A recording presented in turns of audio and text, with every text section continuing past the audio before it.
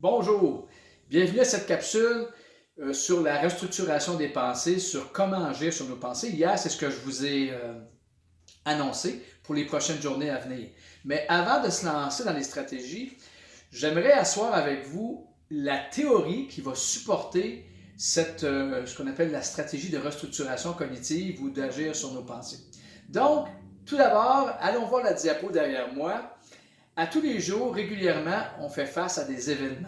Donc, il y a des événements de vie qui vont nous marquer, qui vont laisser des traces ou qui vont parfois nous secouer positivement ou encore négativement.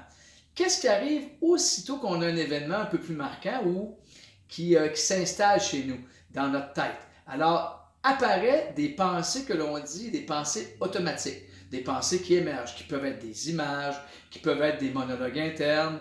Et ces pensées, monologues, images, qu'est-ce qu'elles font? Elles suscitent en nous des humeurs. C'est-à-dire, ça peut être des humeurs qui soient être aidantes, des humeurs limitantes ou communément appelées, ce qu'on aime dire, des humeurs positives ou négatives.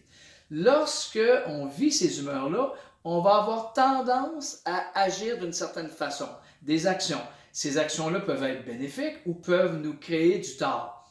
Lorsqu'on parle d'agir sur des pensées, en général, on va vouloir changer l'action.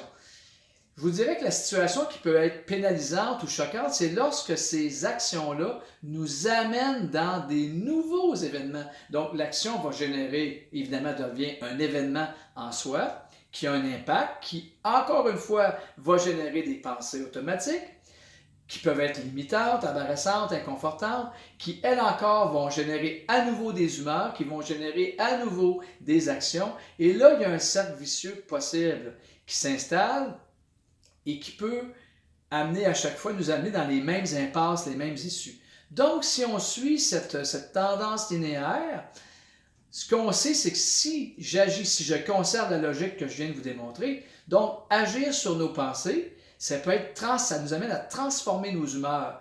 Et transformer nos humeurs en des humeurs plus positives, des émotions plus positives, peut générer des nouvelles actions. C'est ce que je vais vous inviter demain et peut-être dimanche et lundi. On va aller voir ensemble un enchaînement de stratégies qui nous permet de briser cette chaîne au niveau de nos pensées et donc influencer plus positivement nos humeurs et nos actions.